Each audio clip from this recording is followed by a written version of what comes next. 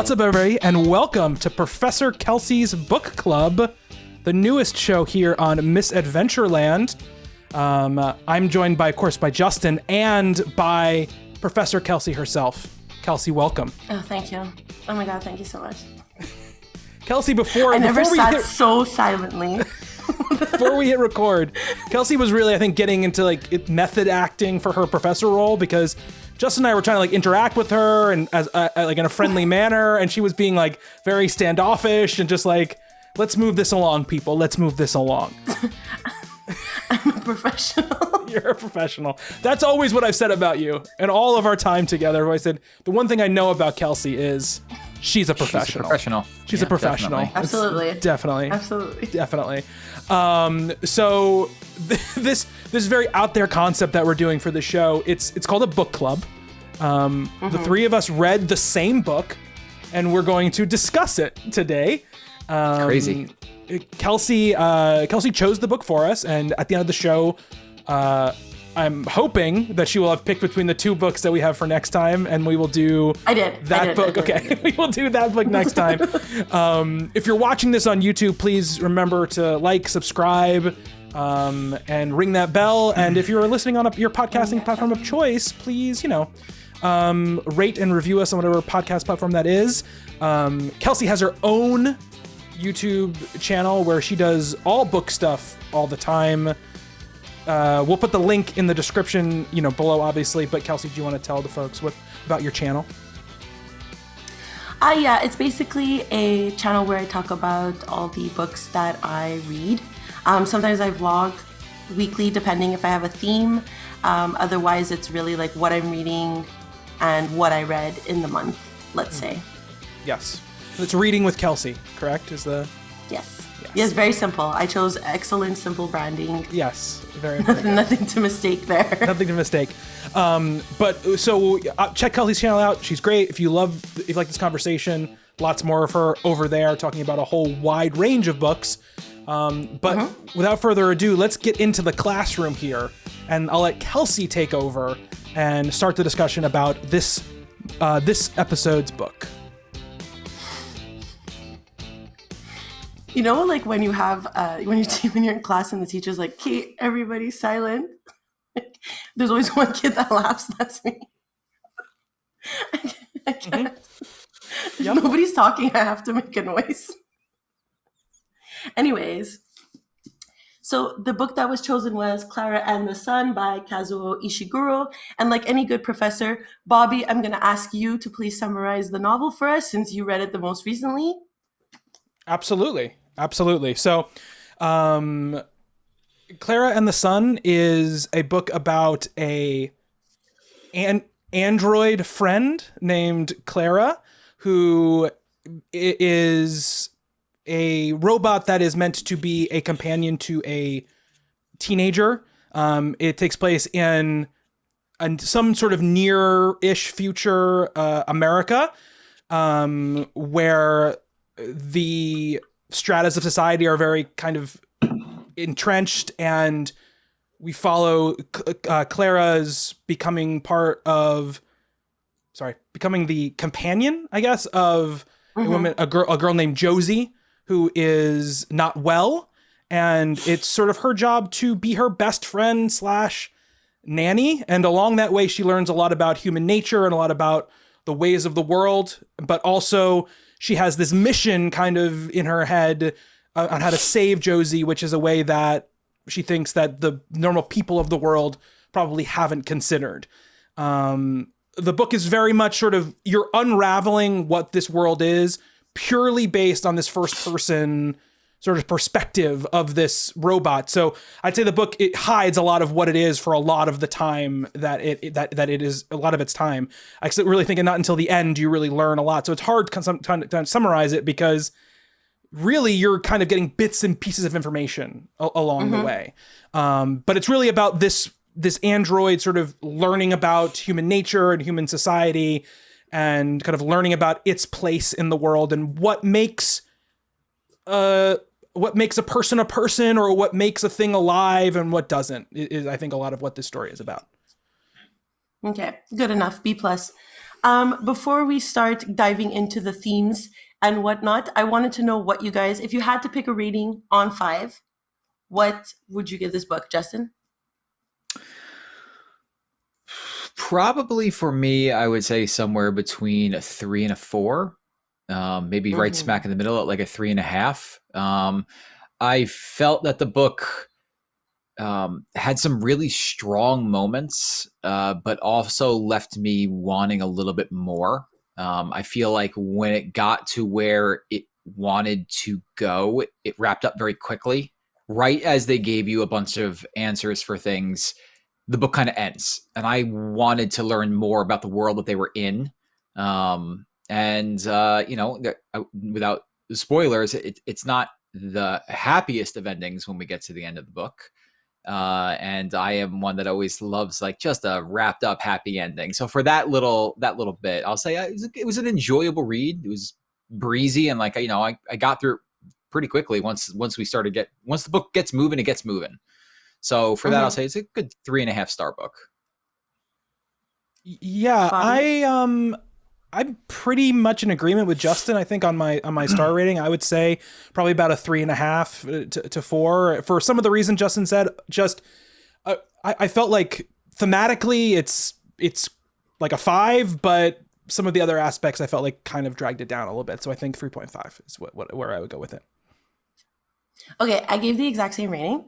Okay. 3.5 for very similar reasons to you guys. Have you ever read Kazuo Ishiguro before? Or is this your first? It's my first time I read one of his books. Can I share a little bit of a funny anecdote about me reading this book really fast? Of course. In that manner, which is that I'm reading the book and I wasn't even I didn't even like look at who the author was. I didn't look up who the author was before I read it. And I'm reading the book and I go, the way this book is, it really reminds me of that movie with Andrew Garfield. Yes. Where they're like the genetically altered people or whatever who like are going to die really young or whatever.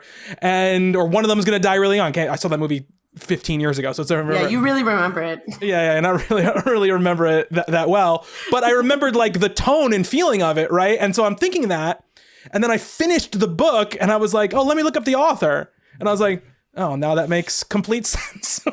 Yeah. I felt that's what I was going to say. Never Let Me Go is the name Never of Let Me Go. Okay. Yeah. Yeah. It's Andrew Garfield and oh my God.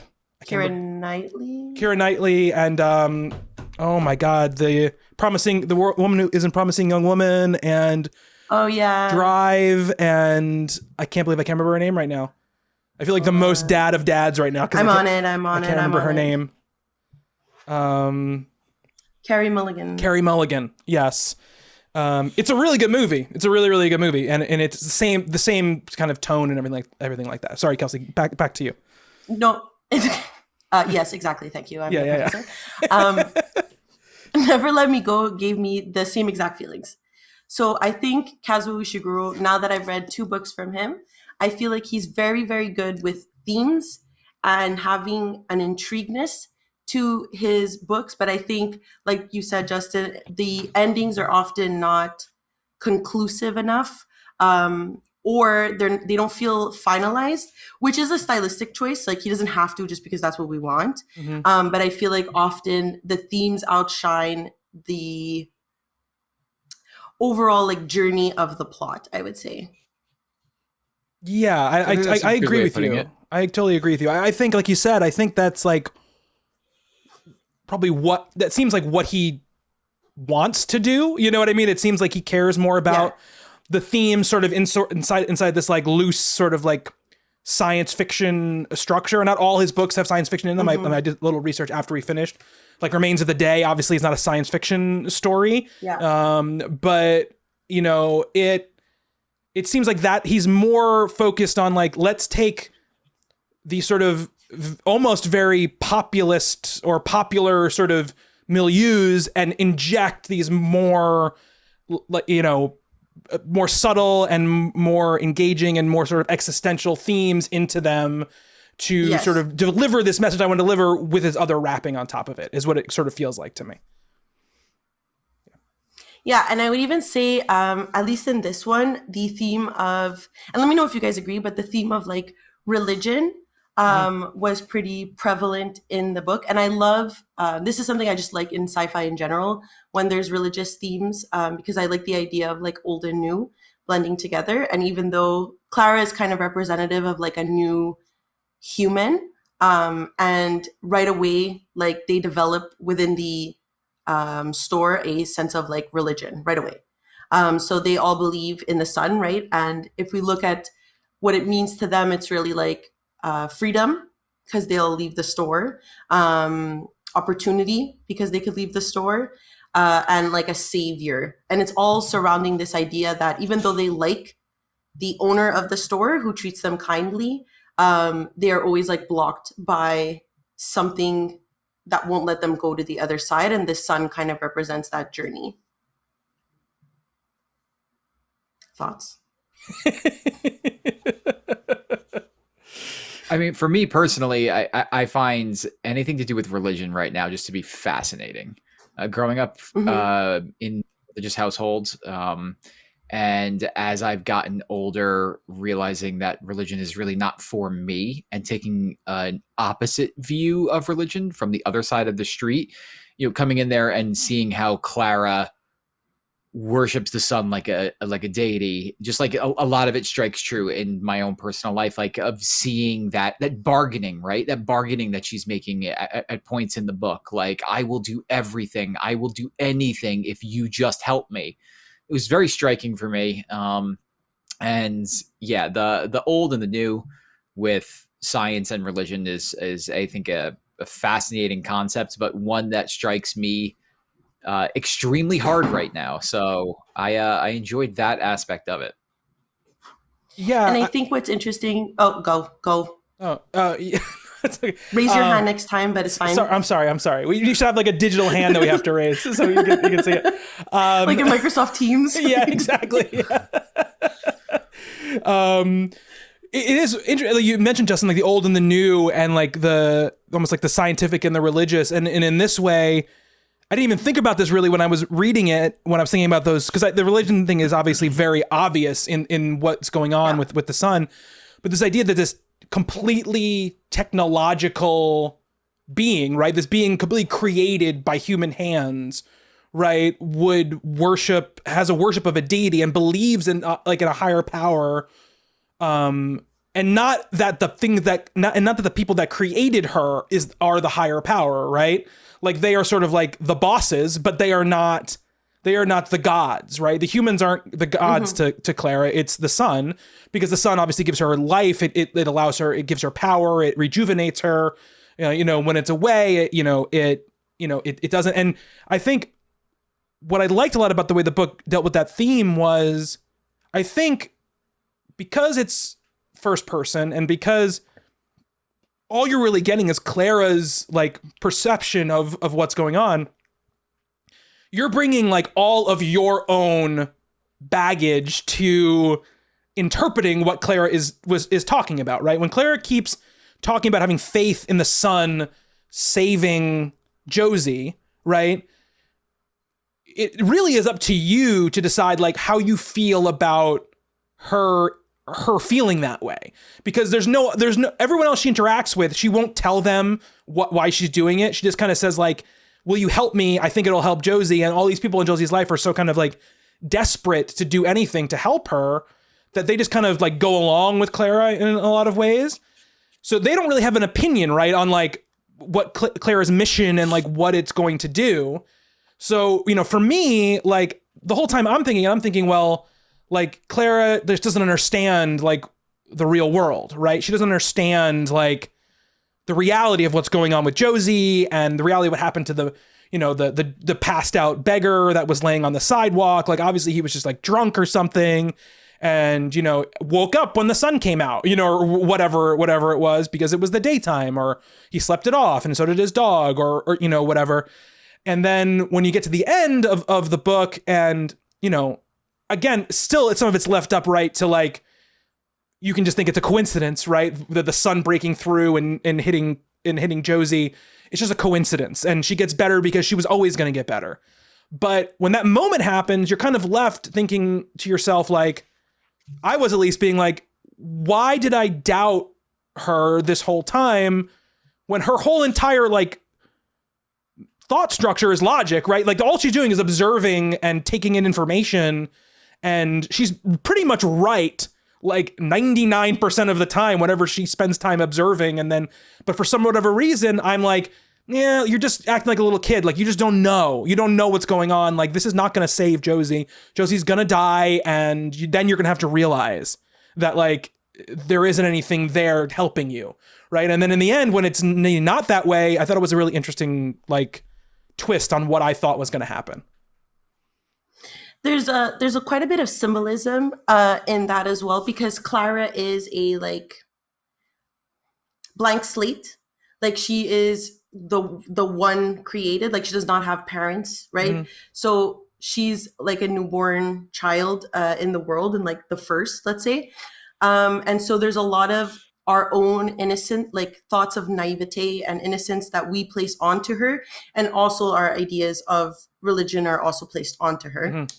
And I think what Kazuo Ishiguro is doing here is like the sun was the first deity as well. Like if you look at a lot of ancient religions, the most powerful, let's say we take Greece, the most powerful god is Zeus.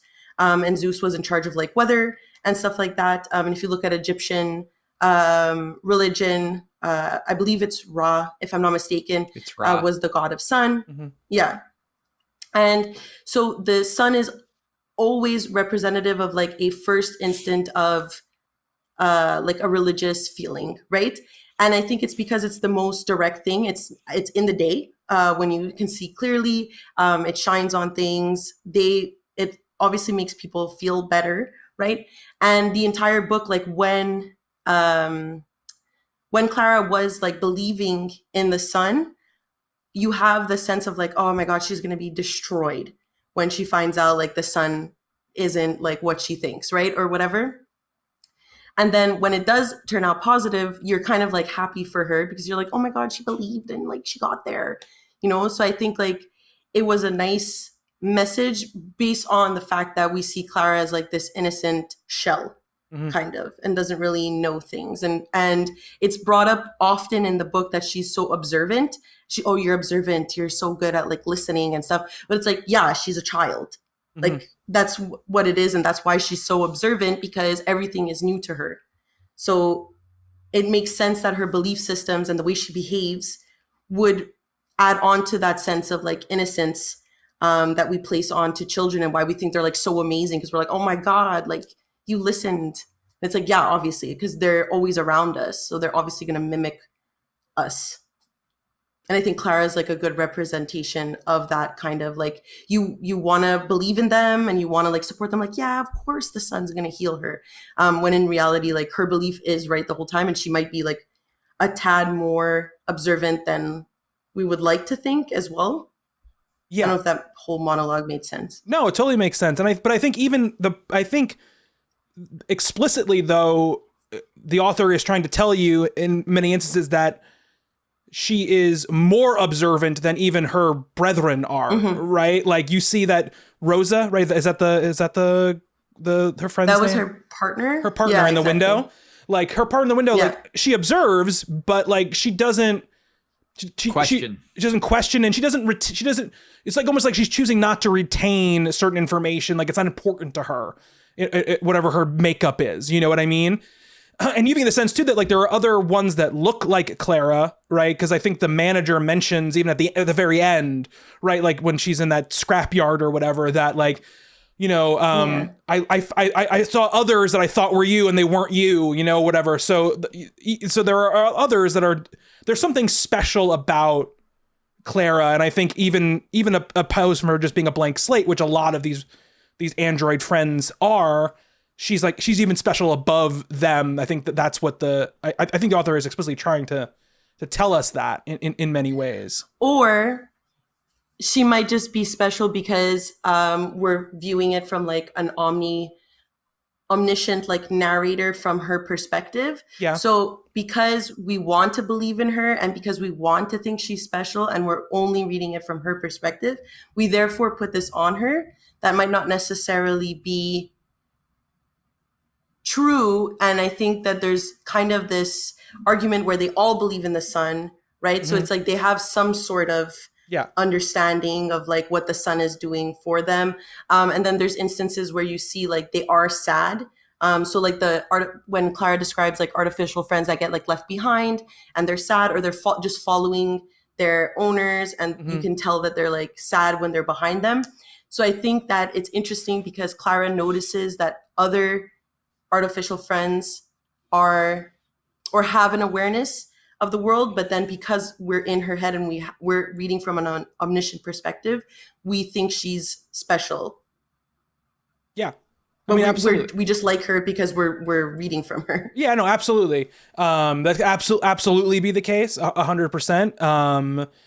But it does, like, there are moments, and again, we could be talking about like what you say still stands, I think, in many ways, but like, there's certain moments like when I get the sense anyway, again, we know very little about the world, right? Except for what Clara knows about the world. Yeah. So it's something that's very tough to make judgments about her place in it since we don't know much about it. But there are senses like when that moment in the shop when she sort of like ignores that girl who wants to take her home because she's waiting for Josie, right? Like the people and the androids around her seem pretty like shocked that she acted that way. You know, there are also times where seemingly in the book, she like speaks out like when she probably shouldn't be speaking out. And she says certain things and has certain observations that people react to in certain ways that seem like it's not the typical way that these things act in most situations.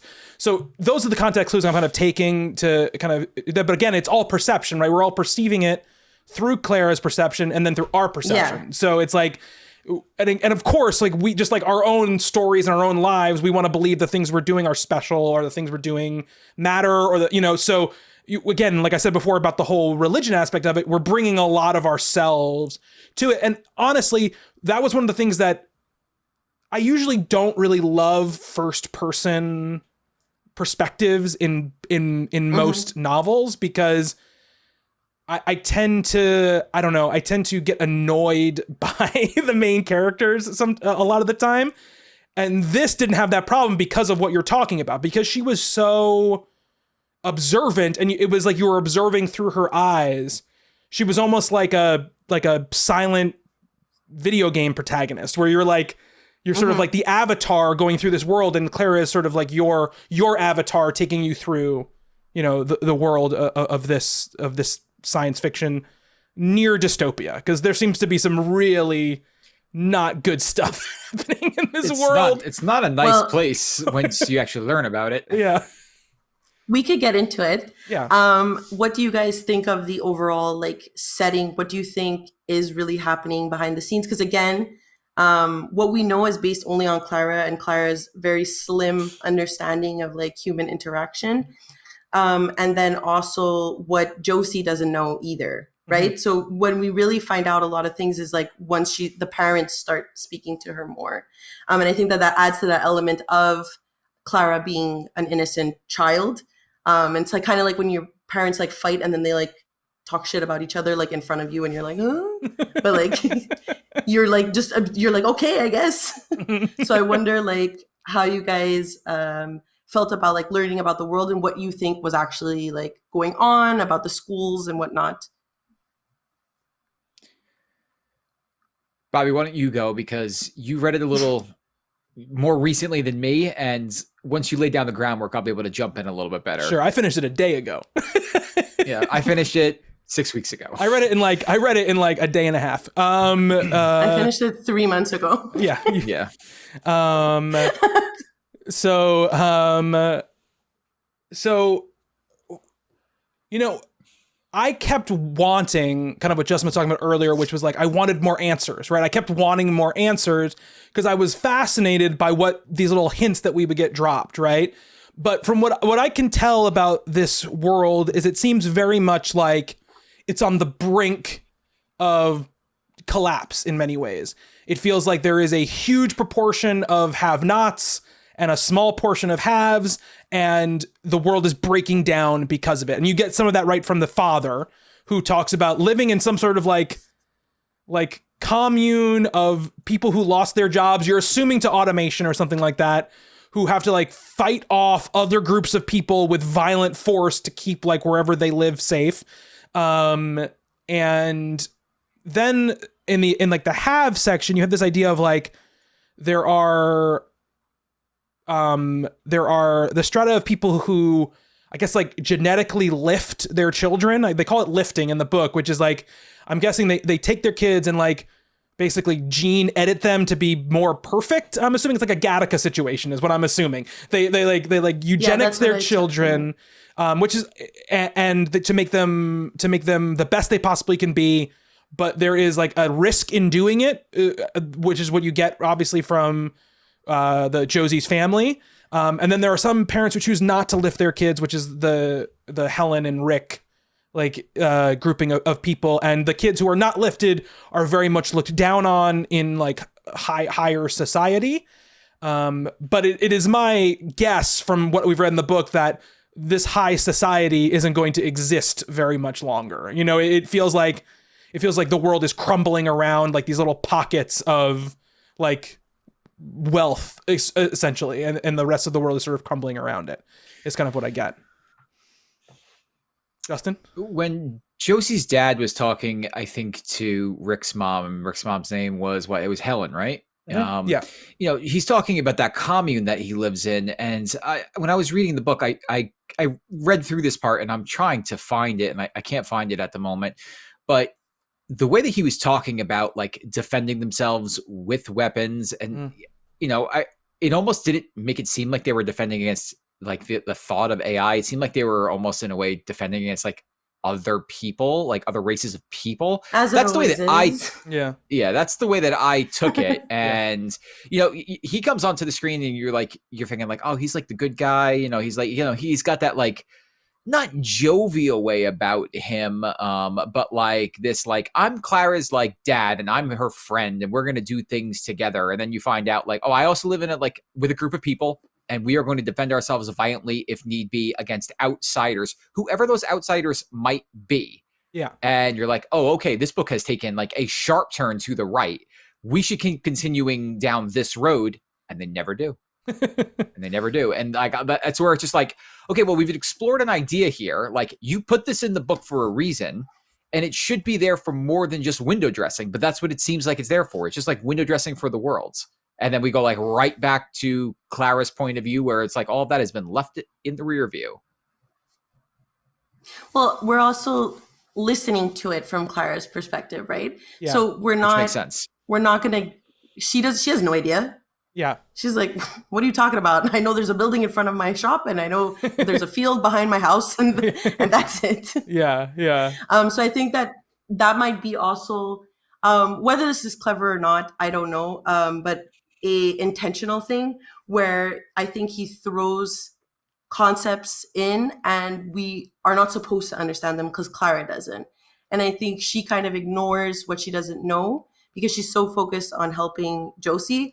And to bring up like the lifted thing, I had like a point in the book where I was like, I still don't fully understand why people get their children lifted. And I think that's also because Clara doesn't. So she's so focused on Josie, and like Josie's the only kid that like she loves. So she doesn't understand why parents would do that to their kids because it's making Josie so sick, right?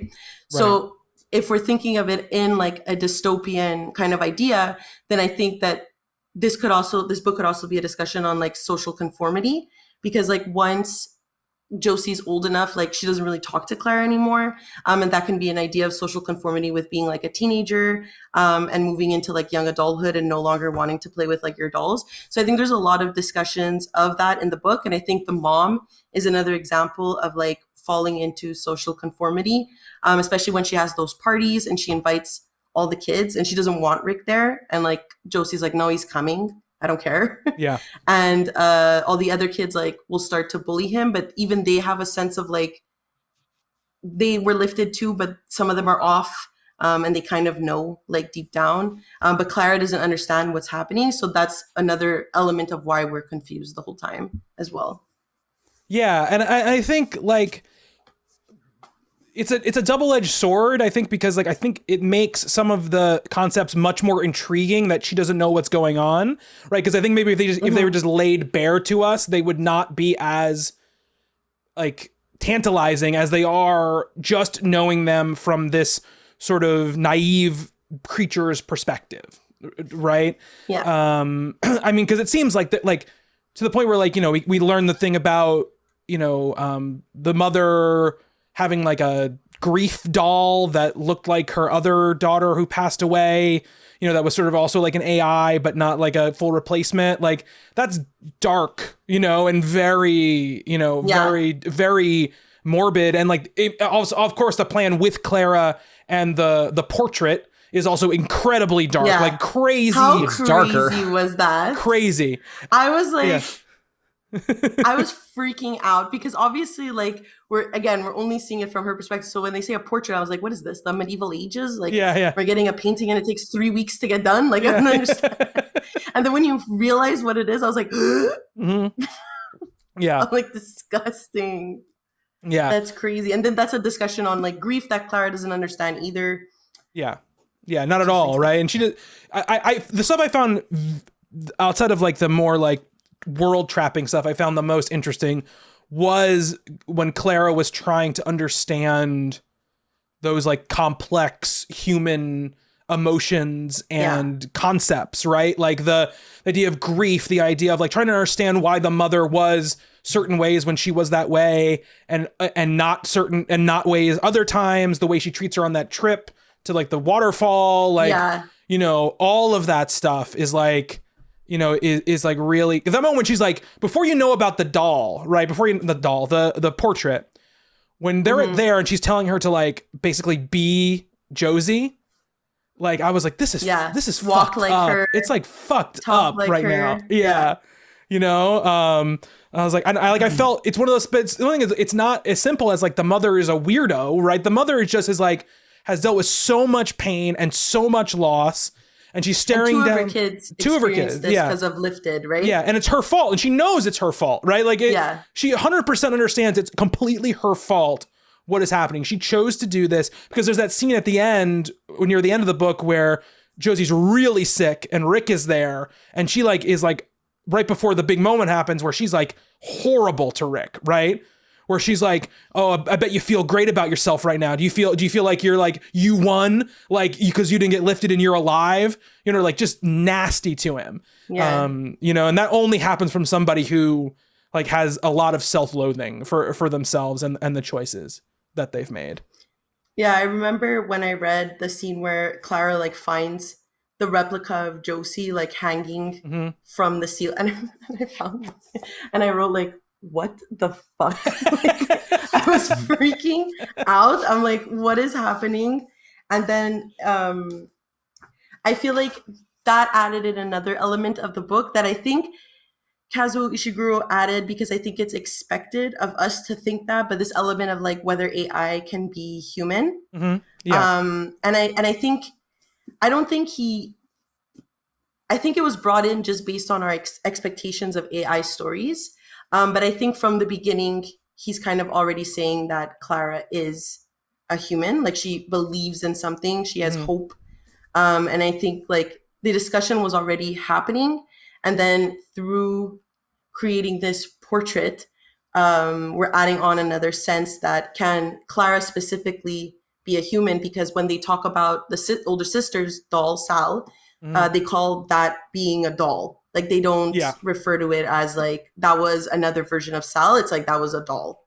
Mm-hmm. So I think it's interesting like where the minds of humanoid are fall for the mother as well, because she's kind of like, this one will be Josie, when in reality, if it did happen, would she feel the same? Because she knows that it's not her daughter, right? Right. Yeah. Right. Like, and I think the father, right, says pretty much that in that section that he's in, where he goes like, he says something like, there's a coldness in me, and I could probably deal with it, but she'll never be able to deal with it. Like the mother will never be able to accept you. Like it's never going to happen. She might tell herself that you might do a great job, but it's never going to happen. Like she's too old fashioned, because there's this whole discussion, right, that happens kind of in the second half of the book, which is very much about like, is there anything special about being a person? Like, is there anything special about people? Like, or has the science pretty much said like, there's nothing special about being a person? Like we can tell you everything about you just by genetic code and by numbers and figures and equations. And, there's nothing there that can't be replaced by an AI. Right. And, or something else. And, he said the thing about like, she's too old fashioned. She still believes that there's something else like to a person, right, than just like these things. And, I think you're absolutely right. I think the book I think he's not spending time trying to make you feel like we've had these discussions. Yeah. The people in the world might be having those discussions or those feelings, but by putting this book in the perspective of her, exactly, there is no question, because you see there's nothing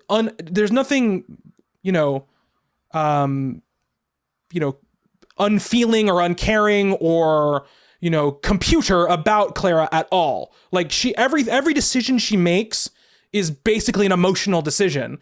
She has like a guideline, just like every person has a guideline of how they use those emotions and act with those emotions. But like even the stuff like choosing when to address and not to address a person, when to look and not look, that's a choice she is making. She could, we see her break that quote unquote programming several times, right?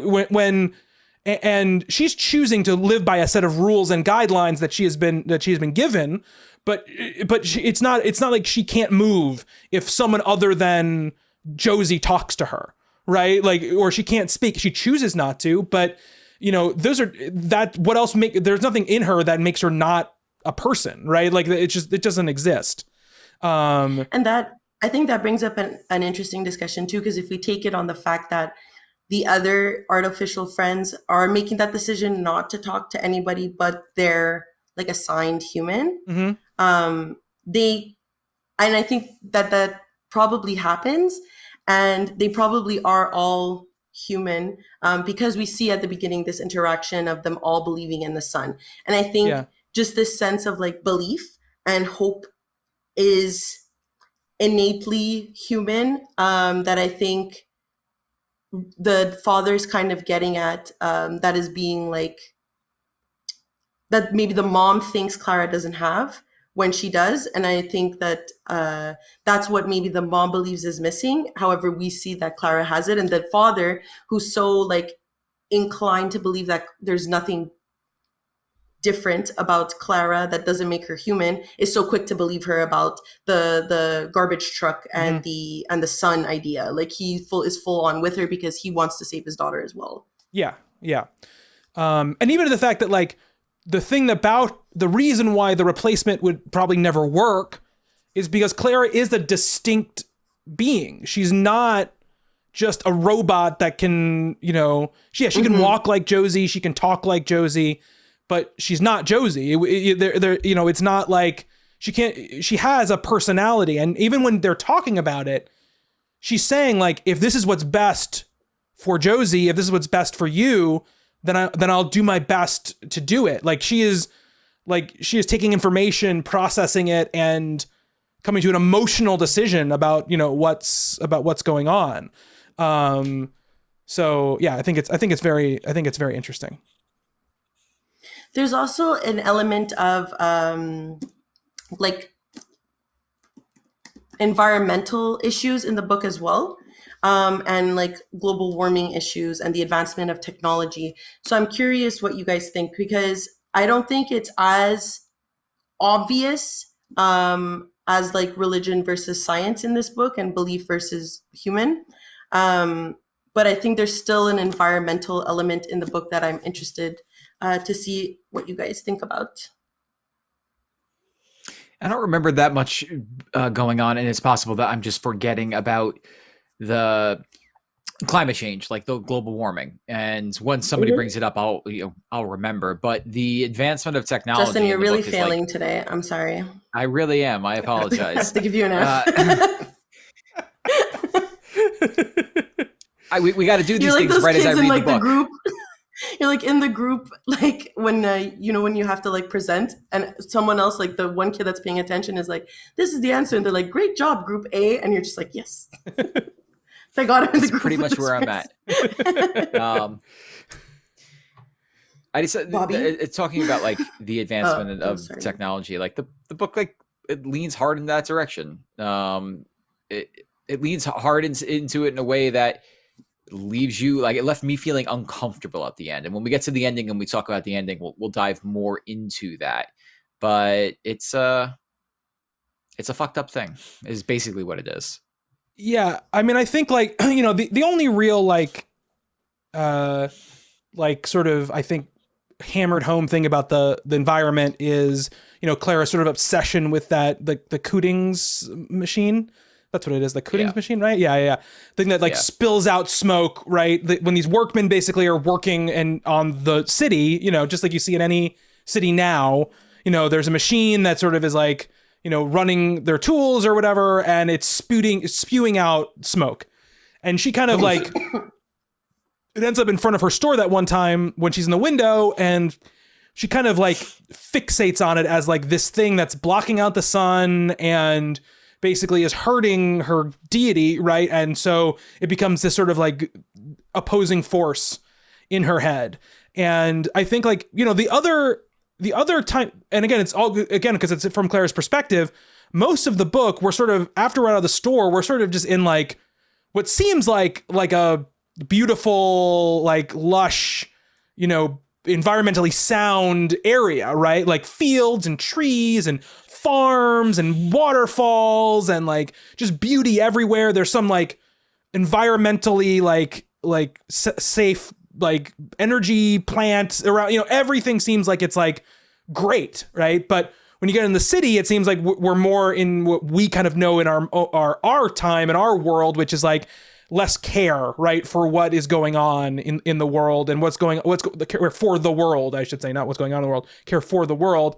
And I think like she has this mission right in her head where she feels like, so the thing is so important to her that when she kind of goes to that barn and makes her first deal with the sun, like that barn, which very much becomes like, her church, basically, like the church of the sun for her. The biggest thing she can think of to do to help the sun is to destroy this one little machine that she saw like outside of her window, because to her it seemed like this giant thing, right? And it, that's that moment we get kind of the devastation, right, from her, which is when she sees the other machine, right, when they're leaving the city. When she realizes, that's the only time I think in her time that she realizes, oh wait, like this world might actually be bigger and have more than I really don't understand, about it. Like she kind of peeks into it. Well, she's kind of like, if there's another machine, then there's probably a ton more machines. Like you kind of get that, like, from what she's realizing when she sees that thing. And exactly. And that's sort of like a loss of innocence moment for her. But like I didn't think that, I thought the story had the potential or seemed like it was leading towards more like environmental parable at times. But I feel like, much like we're talking about the other science fiction stuff, or even like the warring classes stuff, it doesn't have a ton of interest in spending a lot of time on those things, because Clara doesn't have the perception to know about them. So I went into this book because I had heard that it had environmental themes. So I thought that was interesting. So I went into the book not expecting like the religious aspect, the like dystopian aspect. I really thought that this was going to be like an environmental book, which is why I picked up, I think, on, or at least focused on it more, because that's what I thought it was going to be about. But I think in the end, it kind of does have some environmental themes. But like you said, Bobby, it's not really like the focus, because I think where everything is like technological, that's where like pollution is, and that's where danger is. And that's why when they're at the outskirts of the town and they live in these like green like fields, it's a sense of like safety to her. And then what I also found interesting is that in a society that's so advanced, to have artificial friends, they still have construction machines outside that still produce smoke, right? But they have enough technology to have like artificial friends that have their own personalities. And so I think that there's an interesting discussion there that like capitalism thrives and pollution will always happen. And I think Clara seeing that second machine is an aspect where it's like the pollution will never end. Like the environment is so far affected that like there's always something else that's affecting the environment. And the only time she has a sense of like peace with the environment is when she is with the sun alone in that like field, right? Where there's no other technology but her, if you count her as technology, and her and the sun. And that's a connection to nature through advancement of technology, which I think is interesting. Yeah, absolutely. I have a question. Because it's something when I was reading the book and I really was like, what do we think Clara looks like? Like they say she looks like a little French girl, but but I don't know exactly what that means. We're gonna say, Justin? So when I'm reading, I'm sure other people do this as well. I've never been in a book club, so I've never thought to ask. We invented book clubs. I'm reading a book. Yeah, we invented this format. Of course, you've never been in one. I pick people to just be those people, right? I pick an actress, an actor, somebody I know, and they haven't now become that person. And it helps ground me into the book. Like, it is why sometimes reading a book and then seeing the movie or vice versa that the book is based off of really fucks me up, because it's like, that's not the face. That's not the voice I have for that person. So for me, Clara is and this is probably the wrong thing, but Clara is the very big doll in Toy Story 4. The one that is like constantly trying to be taken home. That was my image for Clara. What you're talking about. Wow, Justin. You've never seen Toy Story 4? Need to read. I don't have children, Justin. Well, it's a Pixar movie. That doesn't mean you've never You've never seen a Pixar movie before? I don't know what you mean. I'm joking. Which doll? Little Bo Peep? No, I know what he's talking about. Yeah. It looks like a, for me, just because a doll, she looks like a doll. She looks like a 1950s, like a doll. When you lay it down, its eyes closed, and you lift it up, its eyes open. You know, like she's in a like the thing in the carriage. Are you looking at that picture? Yeah, the one in the carriage. Yes. Yeah. Yes. Thank you. For me, that was Clara. Like that was like what I imagined her as. And that's probably not true. Like that's not how they described her at all. But for me, that was what I saw. What about you, Kelsey? Honestly, I pictured Anne Hathaway because I feel like I'm like Justin a little bit. Like I do see her like in this role, and I know that she's supposed to be like very angular and like she has a bob. Yes, like, a bob. That's her hair. Yeah, it's a bob. Yeah. So Anne Hathaway looks great with a bob, and that's just how I pictured her. I don't know if I was like looking at something about Anne Hathaway that week. All types of hair. Yeah, like I think she could pull off anything. So do we think she looked like, this is the question, because my mind, like initially when I'm picturing her, right, when the book first started, I'm like, okay, she just looks like a person, but like slightly off, right? At first, that's like in my brain what I was thinking. And then as they began to describe, like people began to react to her more, and the way she would like, the way that there was never a time where anybody mistook, right, her for a person, right? There was never any doubt in anybody's mind, like this is an AF or whatever when they saw her, right? So, I was like, does she kind of have like that,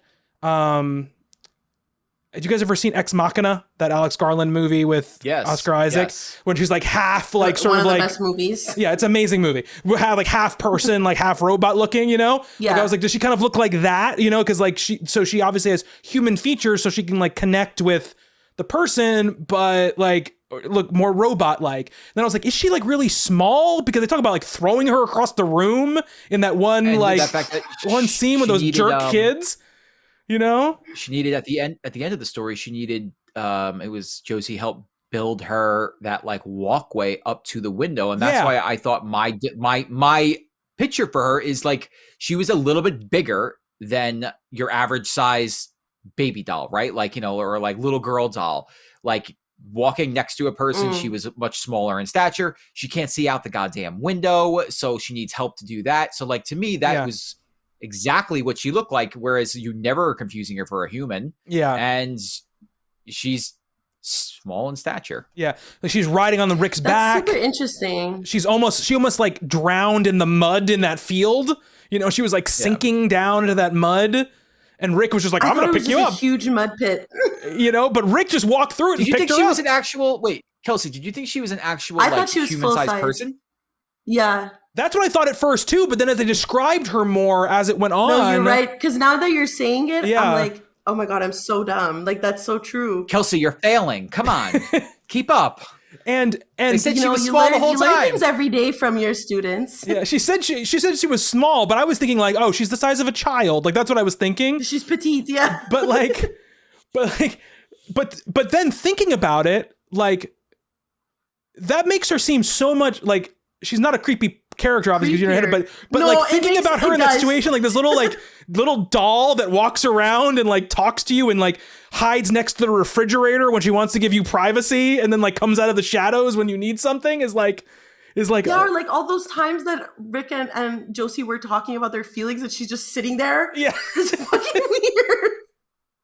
I mean, when you get back to those choices that she was making, right? Those like those active choices that she was making, she was literally told like, do not leave these two alone because they'll do hanky panky. Yeah. And she stays, but eventually she's just like, now I'm gonna go. Yeah. And like she just leaves them anyway. Like, but I do love that she says to them, I only stayed because they said they were afraid you were gonna do hanky panky before she leaves the room.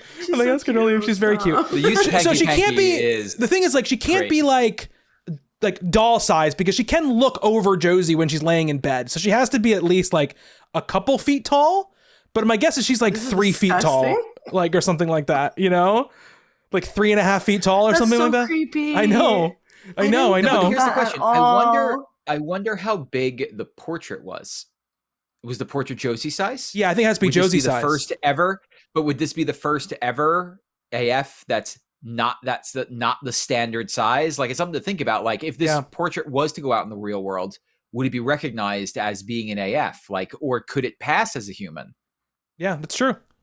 That's true. You know, because they would want her to pass almost as a human, you know, to a lot of people. So she would have to be at least current Josie size at the time, like current 14-year-old girl size at the time or whatever. But the thing that's funny is because it completely recontextualized what I was picturing the beginning of the book to be, which was like talking about these little girls like holding her hand and stuff like that. In my head, she was like towering over the little girls, right? And she like wasn't looking at them. But now she's like this little shrimpy thing. I never thought that. Because just when I think of an AI, like I think of an AI companion, that's what I'm thinking of. I think of like a person-sized thing, especially if it's there to like protect and help like this little girl. I'm assuming it's at least bigger than the little girl. You know what I mean? For me, in the beginning of the book, I didn't know what Josie's age was. I thought she was much younger than she was. I thought when Josie first came into the store, I thought Josie was 9-10 years old. Because to me, it was just like, I think she is though. At the beginning? No, she's got to be like around 13 or 14 years old. She's got to be around 13 or 14. Clara waits so long for her. Yeah, but it's only like a couple of months or something she waits for her to come back. Because she's coming back in to do the portrait. That's when she comes back in Like she comes back, this is the first thing of the portrait. She gets sick, then she comes back in. Yeah. So it has to be around this time, that they're that the way that she's described is like a 9 or 10-year-old girl going to like the American Dream or whatever, the American Doll thing in New York City, right? Where it's just like you go and you pick out your doll. And so for me, I was like, okay, these AFs are meant specifically for children around this age, right? Where it's like you no longer get a doll, you get an AI, and like you can play with the AI and stuff, but then the more they dig into it, you're like, oh no, she's like 14. Yeah. And like, so for me, I was a little bit like, why does a 14-year-old have a doll? Like like an AI, even like an AI doll, and then you dig in further and find out what the actual purposes of them are. It's interesting. It's because they're so socially inept. All these like lifted kids don't have the what's the word I'm looking for here? The social norms of like going to school and being with other children. They're all homeschooled. So it's like you need something else there to like help the child along in their development of speaking to another thing.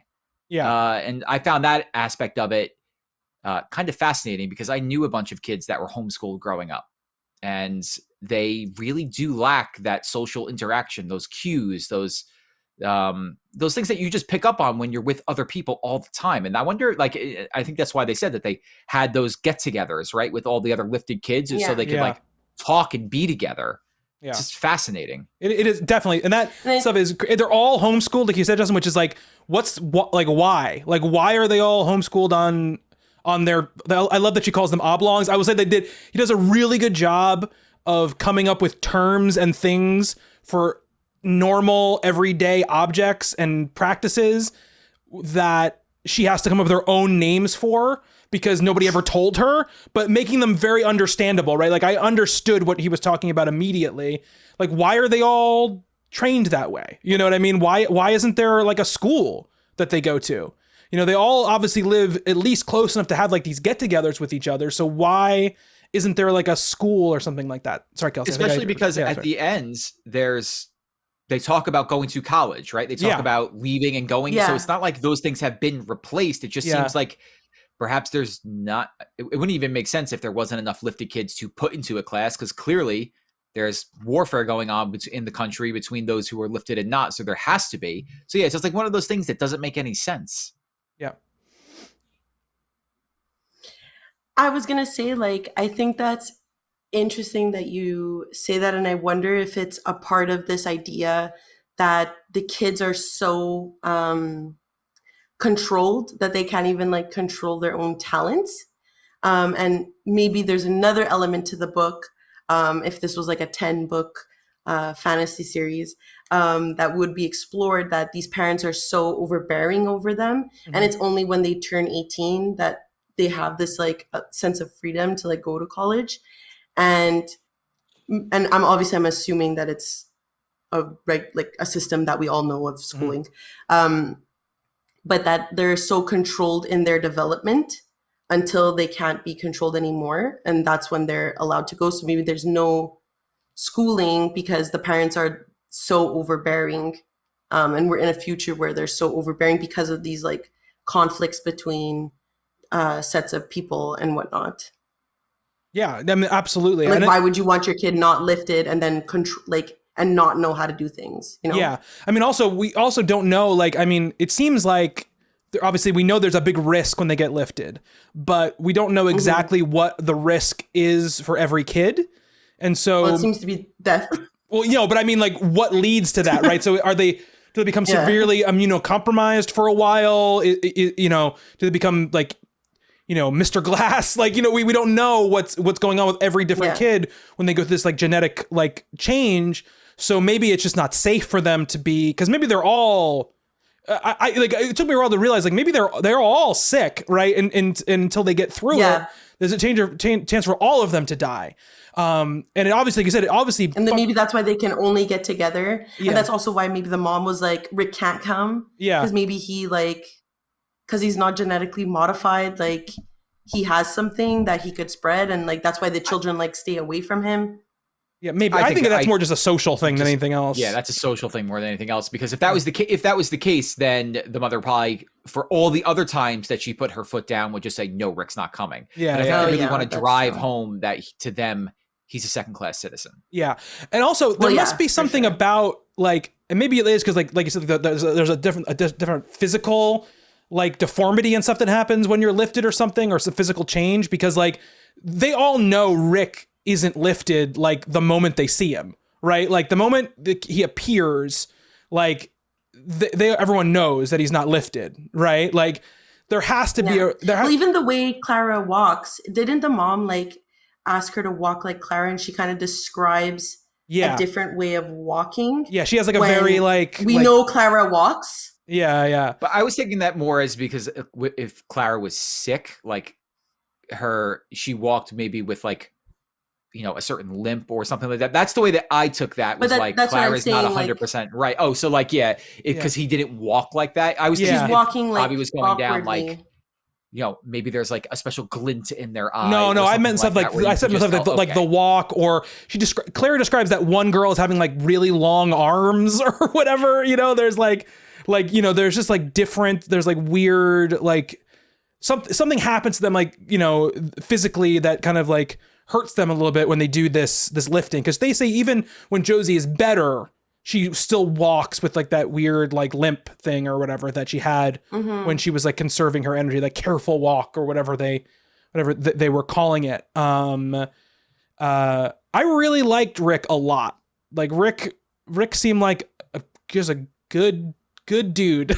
Like, you know, he was like smart and kind and like also didn't take much shit, you know, and he like and he helped Clara like a ton when he didn't have to, like, you know, he was I thought that was like I thought one of the characters who came out looking the best, I think, in the whole book was him, you know. I mean, at the end you get that sense that like maybe he's sort of like, you know, like every person who starts to grow up and get their own friend group and sort of like, but he seems to have like the most normal like existence of any of them in many ways. But you get the sense too that whatever he's working on is not so great, because he keeps talking about like the surveillance drone technology and stuff at the end of the book. But like there's so much stuff that he like just inserts into the book, and I'm like, what is happening in the outside of this house? Yeah, I know. They say at one point, like, doesn't he bring it up for like military application, or was that just something that I put like he's on good him? enough for the military? Yeah. That's what that guy says. The guy that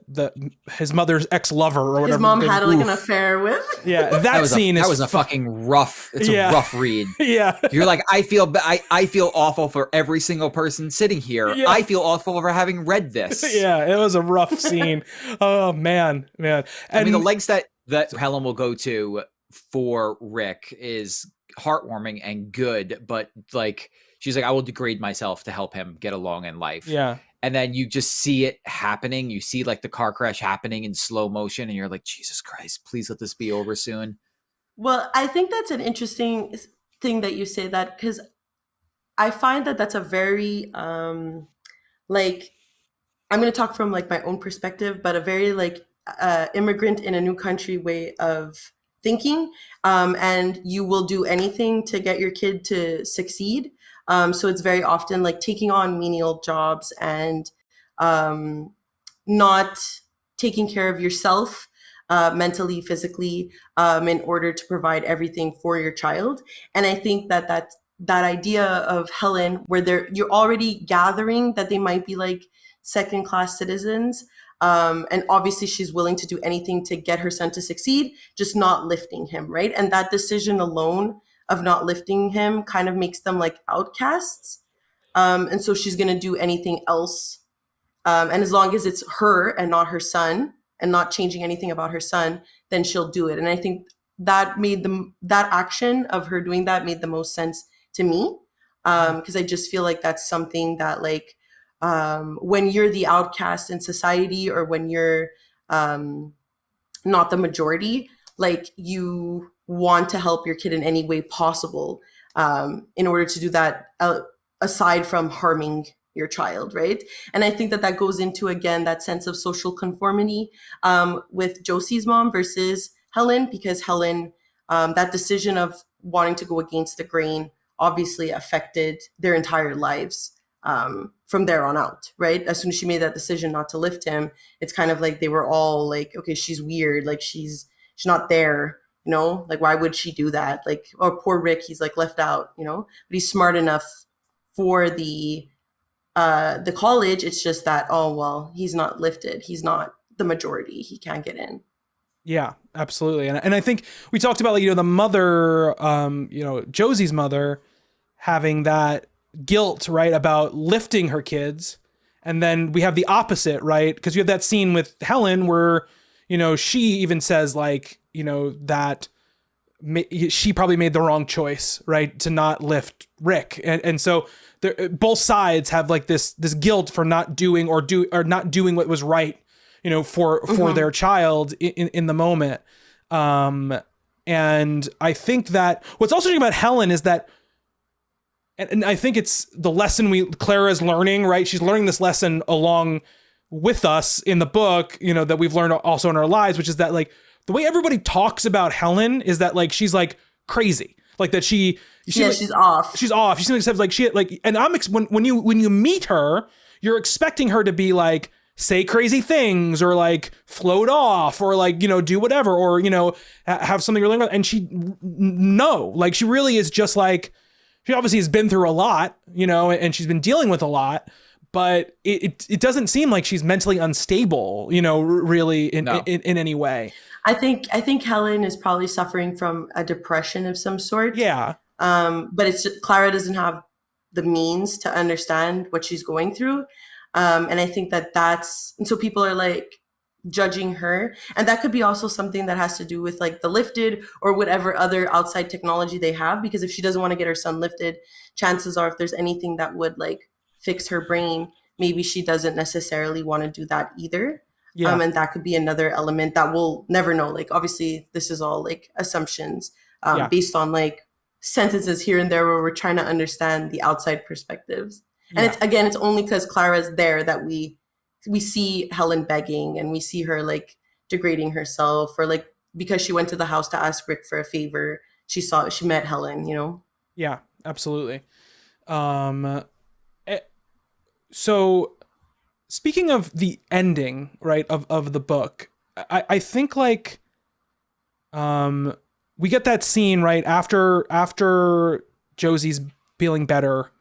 And kind of it's around time she's going to go off to college, and Clara's been living in the utility closet for, you know, however long, which is really sad.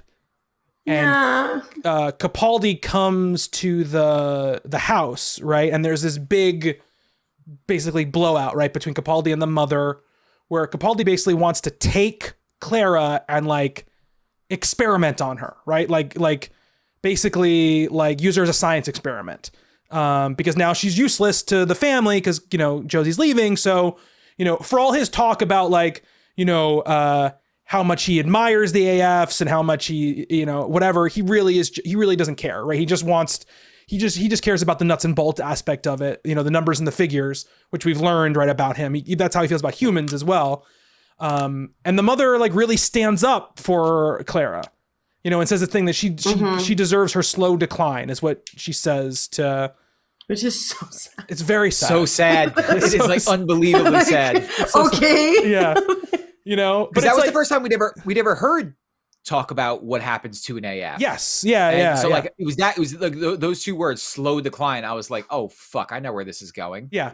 I mean, in that way, she's also just like a person, right? Like in many ways. I was gonna say. You know, it's like, but what I find it, and it's a really good scene, right? You can tell that the mother, for everything that happened, whether she understands or believes that Clara had anything to do with Josie getting better, whatever it might be, all of that stuff that happened over those time that she was with her, she wasn't putting on like, there was something fake about her affection for Clara, right? Like she cared about her. She appreciated her, and she thought of her as more than just like, you know, a creepy 3.5 foot doll that walked around the house. I can't get over this. Can you imagine if you're just looking in the hallway and she's hiding? You need to reread the book now. You need to reread the book now and think about that the entire time. This the 3.5 foot AI is following you. It got optioned for a movie, so it got optioned for a movie. So we're gonna see. if it actually gets made. Oh my God. This creepy 3.5 foot Anne Hathaway walking around. Yeah, God. I hope Keep going. Tell me more. But even with that, like, you know, that like defense and like that anger about not taking her to do this experiment on her, you know, when Josie leaves, she's basically like, you're not going to be here when I get back. And then the next time we kind of reorient with Clara, she's like in a scrapyard, right? Yeah. So like the question is, like, for me, you know, like, why wouldn't they just keep her at the house? You know what I mean? Like it didn't seem like it was costing them anything. It didn't seem like it was like it was you know what I mean? Like it was like that's the part that I don't. I guess I know that I don't understand. I understand like the human nature. I understand that like to them, Clara, as much as they have affection for her, she's a thing to them, right? She's not a person to them. She is going to, you know, like the kid's done with their toy. Like the toy, we don't keep the toy. The toy goes away. And there is some sort of like half-life on these AIs. They don't live forever. Like they're going to start like depreciating and start, you know, and start losing themselves. But like, did that ending make you feel differently about like the mother or that family at all, I guess? Yes, 100%. Okay. Because for me, especially knowing what the father did, right? When Josie's dad and Clara are together and they figure out how to break the machine and at what cost that would come to Clara. Mm-hmm. And you see the effects of it almost instantaneously, where like things start bleeding in on top of each other and she's having a harder time figuring out what's like, you know, if things are happening now or if they've already happened, like scenes playing out on top of each other. And so for me, it's just like, you just committed a member of this family to sit in a field in the weather with Alzheimer's and just be stuck in an eternal loop of their memories. And while I guess in some aspects that's like a peaceful way to go, like, you know, it doesn't seem like she's in any obvious discomfort, but like she's just lost her mind and she doesn't want to move. She doesn't want to like, she just wants to be like, stay right here until she literally degrades into nothingness. Why couldn't she just stay and do that in the house? She's not bothering anybody. They just like let her throw her in the trash. Yeah. So for me, like whatever antics that Josie's mom is just like, no, you can't take her. She deserves her slow decline. She just doesn't deserve her slow decline in a junkyard. Like, it made me so upset.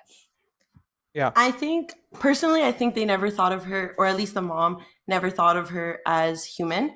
And I think it's one thing to let the slow decline happen, and it's another thing to like experiment on something that was a part of your life.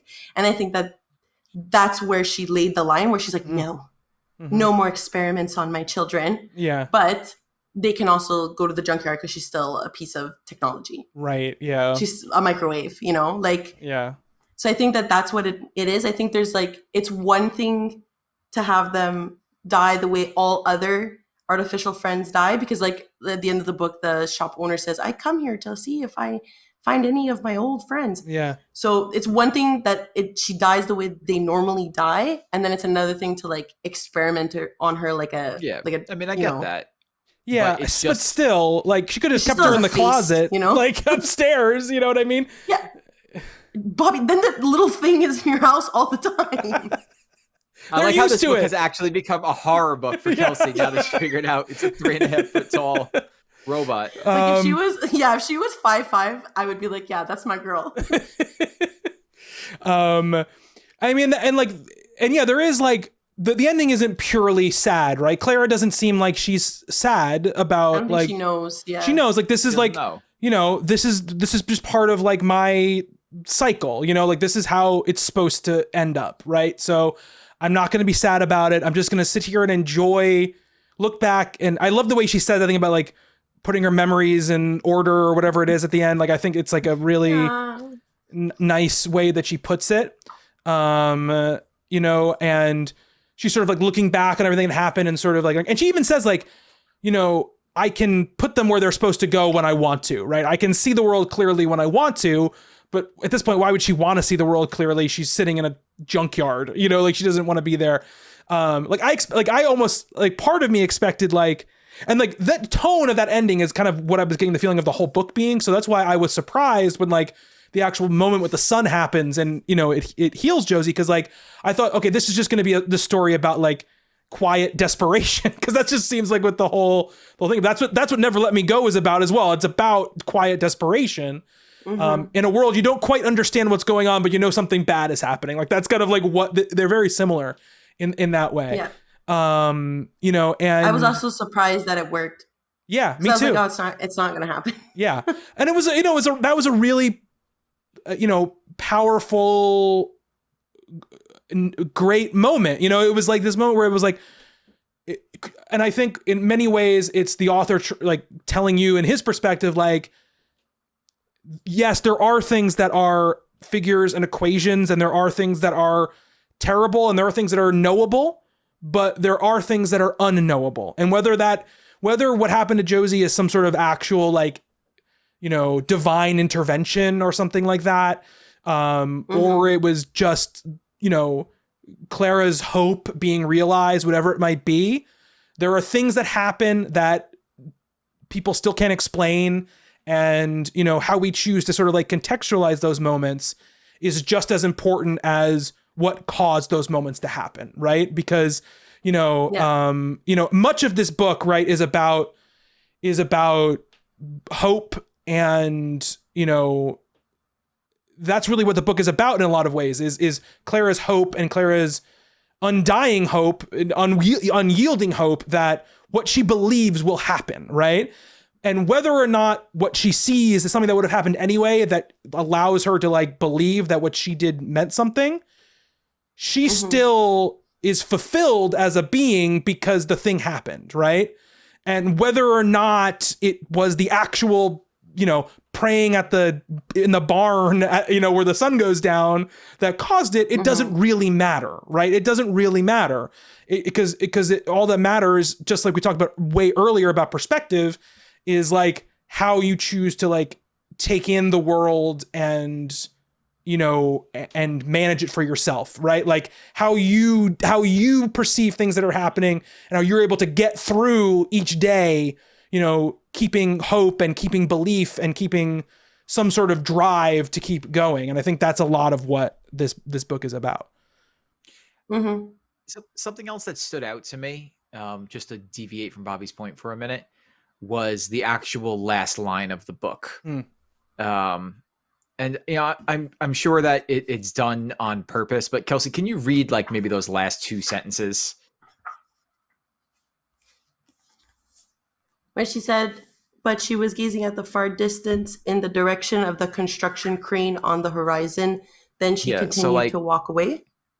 Yeah. So like, to me, like I have this like sad, to me, this is the sad ending of the book, right? Like for me, that Clara's sitting there, she's lost in her memories. And, you know, if he wanted to, he could have said, she glanced over her shoulder and she looked at Clara and she smiled and Clara smiled back. Book over, right? It leaves you on like an uplifting ending. But here it's like, she looks back. Is she looking at me? No, she's not looking at me. She's looking at that construction crane. Why? Like, why end the book on that particular note? What is that supposed to bring to the story? Because I think it shows that nobody actually thought of Clara as a person. Yeah. That makes sense. Even the manager. Yeah. Yeah. Even the person who really cared like about her the more most. somber than I wanted it to sound. But it's true. But that's exactly it, right? Is that, yeah, you're right. Nobody views her in that way. And essentially comparing her to another form of technology, right? Like a crane, construction, like advancement of society, you know? But again, and I think it's the thought that you both brought up earlier in this conversation. It's what we bring to the book, right? Clara doesn't know. That probably didn't bother her at all. Clara's happy, yeah.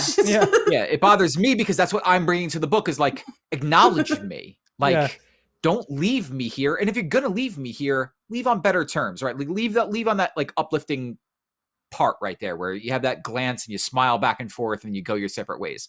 But no, the leaving it where it's just like, No, she didn't look at me. Okay. And to me, that's devastating, but to Clara, it's not. And like, I didn't realize at the time that was me bringing my own thoughts and feelings into it. Yeah. And I think a lot, what you're saying, Justin, makes a lot of sense too, because like that, what you're saying, Clara doesn't care if the mom thinks of her as a person, right? Or Josie thinks of her as a person. She never has these thoughts. She never has these thoughts. She doesn't care about that, right? Like for her, and I think that's also kind of the little bit of like the lesson or whatever, for lack of a better word, that the author is communicating, which is that like those things are only sad if you have some other expectation to be treated a different way, right? You know what I mean? Like Clara is happy just trying to make these people in her life happy, right? That's the only thing that's her only barometer really for if she's successful, if she is worth anything, is I have Josie is happy, the mother is happy, you know, by extension the other people in her life are doing well. Yeah. You know what I mean? And that's I was going to say, like, that's what I meant at the beginning of her being like a blank slate, because it's kind of like she's just coming into the world, so we can project any sort of idea on her because she has no idea. And that's why we feel bad for her. That's why we're like, oh, she doesn't notice these things, like poor thing. But it's like, it's not actually like sad for her because she's like, whatever. Like, it's just odd because she evolves. So throughout the story, she evolves, right? She evolves, she learns, she adapts, but she never picks up that extra component where she thinks about herself. So is she a human? Well, she's not a human, but that doesn't mean she's not a person. You know what I mean? It's like, it gets back into that whole definition of what is a person, right? Yeah, but like, I think it's just so odd to me that she has this continued growth, right? Of evolving from looking out the window into like taking decisions, making decisions, going and praying to her deity. Like, you know, she takes a simple concept and takes it to the nth degree. But yet she never has any actual self-realization about herself, which is just like an interesting juxtaposition on the way that she views herself as opposed to the way she views everybody else. But then would you say like that self-retrospection is something that makes someone a person? Because you can internalize things and think about how you have a spot in the world, right? That's that like selfishness that's what she's missing. Comes. Right, but here's the thing. Here's what I think, though. I don't think that she doesn't internalize stuff. I don't think that she doesn't think about her place in the world. I just think she has a different idea about what her place in the world is than other people. And there's a thing near the end of the book, a quote near the end of the book, which makes me believe that she does understand that people don't think of her as a person. And it's when she's talking about Capaldi and Josie, and she says, Mr. Capaldi believed there was nothing special inside Josie that couldn't be continued. Oh, I have it. Yeah. He told the mother he'd searched and searched and found nothing like that. But I believe now he was searching in the wrong place. There was something very special, but it wasn't inside Josie. It was inside those who loved her. So what she understands... But did they love her? They loved Josie, but what she understands that what makes Josie special, right, is that there were people in her life who surrounded her, who loved her, who cared about her, and who saw the thing that makes Josie, right? That's what it wasn't about what was actually inside of Josie. It was about the people the people around her, you know, loved her, right? And I think even though she doesn't say it, right, because why would she say it to herself in this moment? But like that she understands that that's not her story, right? That's not Clara's story, right? Yeah. You know what I mean? Like it's Clara isn't like, because she's not, Clara's not concerned with what people are concerned with, right? Which is like, was I made by a higher being? What is there something about me that's special? Am I just like a meat robot that like, you know, happens to be here for however many years and it is gone? Like Clara knows everything about the way that she was, you know, probably in many ways understands the way that she was created, right? Like there is no mystery behind how Clara was created, right? So she's not concerned with those things, right? She's not concerned about, is there something inside me that makes me different and that makes me special and that makes me this thing? She just is. Like she's comfortable just being, right? But she is like absorbing how people behave and how people act. And I think in that way, like she is realizing that people do struggle with that and do look for that. And when she comes to this realization is the thing that makes, you know, like Josie uncontinuable is that there were people who loved her and there was something special about the way people felt about Josie. So that makes her, and she, I don't think she thinks like, but, and that's the same for me. Like, I don't think she feels that way. Right. I think she feels like, you know, I am what I am. And I served my purpose and that's enough for me. She's just a confident queen, honestly. She knows what she is. That's what I want to be. And look, there is sadness, right, in the fact that like she's okay that nobody loves her. You know what I mean? Like I think Josie, in the time that she had her, I think she thought about her and loved her like a kid loves maybe a puppy, you know, or something like that, you know. But like not like a person, you know what I mean? Like not like a person. Yeah, exactly. And in the callous way that sometimes, you know, kids can love things and then when they get to a certain age, they kind of just, as they grow, they forget about them or they don't care about them as much, you know? And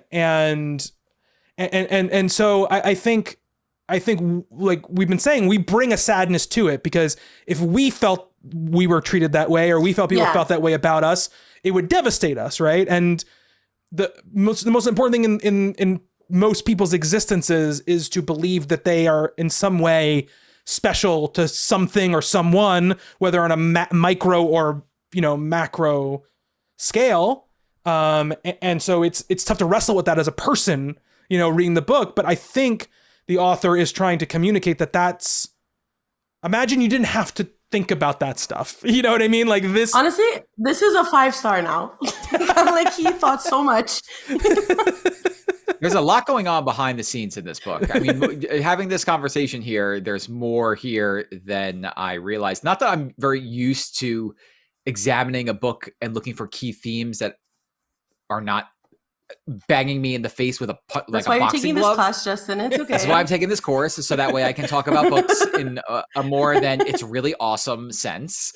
But yeah, like, I mean, looking back at it, I still bring too much of my own feelings to the book where I would change my ranking of it just because that's me, right? And like that the type of person that I am, I want more from the story than I got, but that's not what the author was intending to do. So going by what the author was intending to do, they met their goal, right? They met their goal 100%.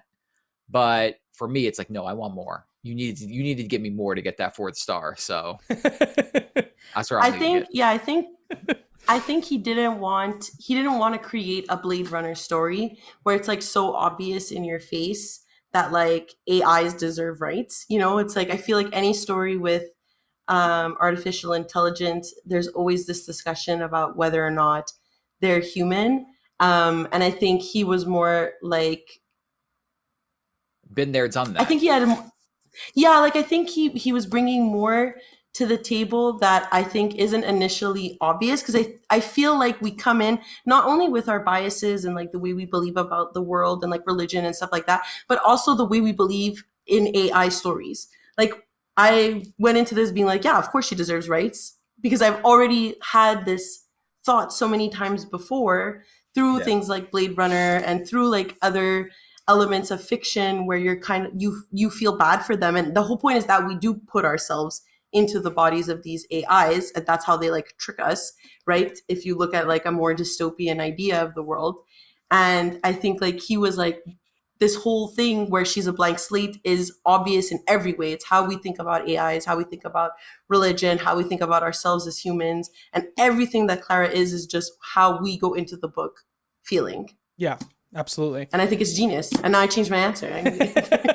Like I said at the beginning, thematically, it is a 5-star book. Like it is. Yeah, yeah. And I thought that the minute I finished it too. Yeah. I was like, this is the theme. Like, and even Never Let Me Go too, I gave it the same rating because I was like, thematically, I'm fucked up from this whole background story. Yeah. The forward story could have been better. Yeah.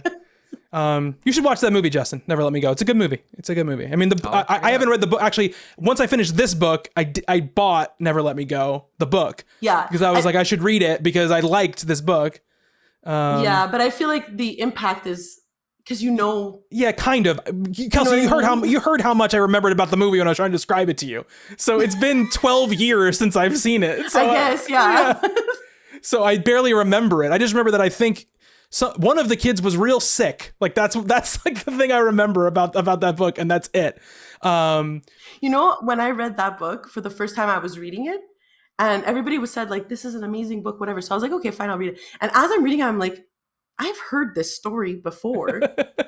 And so then I looked it up, and I realized it was the movie with Andrew Garfield. And I was like, "Oh wait." Yeah. There was.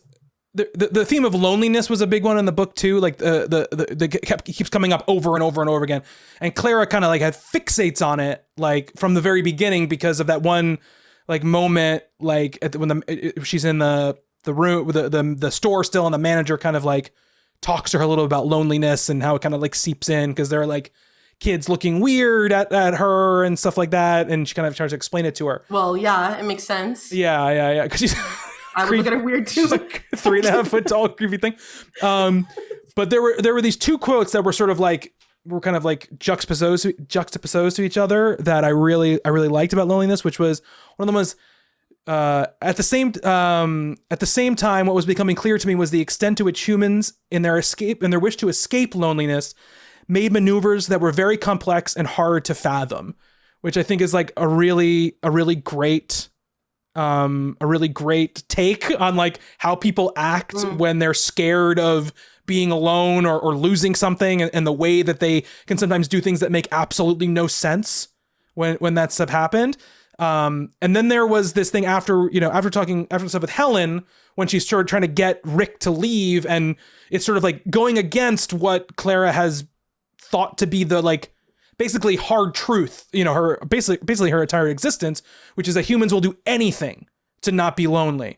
And she says, yes, until recently, I didn't think that humans could choose loneliness, that there was sometimes forces more powerful than the wish to avoid loneliness.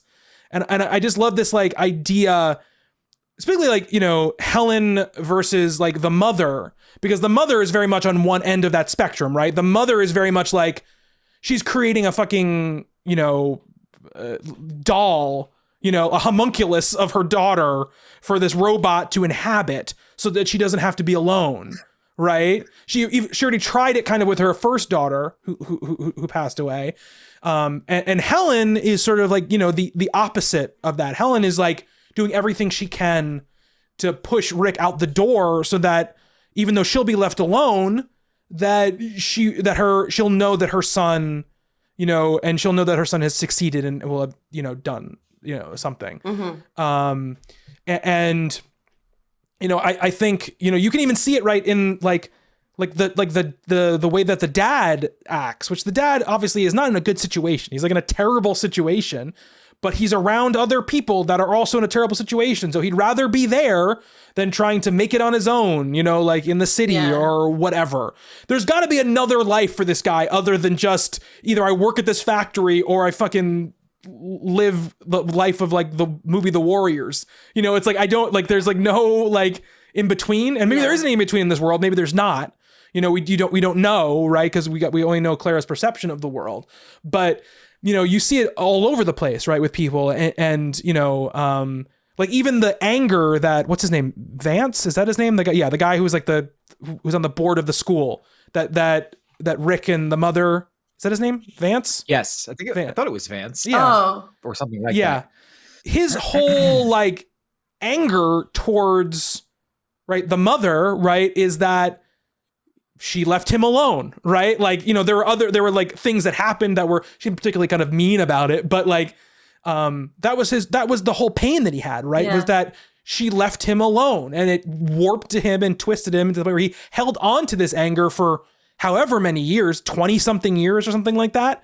Like that he like exploded at that table at them, you know? Like that theme like kind of passes through all of the way these people are in these books. I mean, the AFs themselves exist so that these kids aren't to lonely. combat loneliness. Yeah.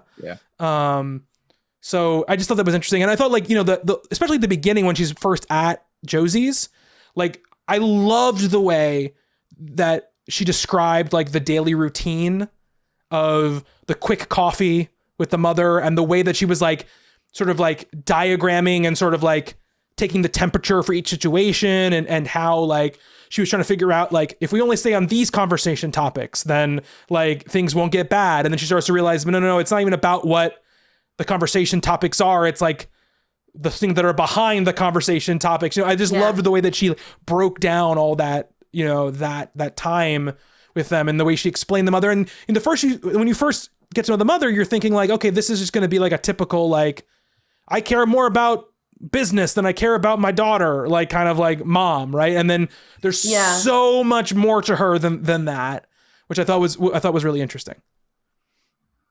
Yeah. I agree completely. I can't even like, I don't even have an argument. Oh my like, God. I was just like nodding the whole time. You're going to have to write this down. A+. Thank you. Can I share one more quote that I loved before I think we're close to wrapping this up, right? After that scene where all the kids are over, right? And Josie is acting differently, like around them, and Clara is kind of trying to figure out like what's going on. And she says like, think about people often felt the need to prepare a side of themselves to display to passersby as they might in a store window. And that such a display needn't be taken as seriously once the moment had passed. She's talking about how people act in moments when they have to change themselves socially. But I love that but I love that because she doesn't have this baggage, right? This like person baggage of like having to deal with all these social situations and having all this like internal strife and like doubting herself and all this stuff, that her like estimation of it is it's like, it's not that big of a deal.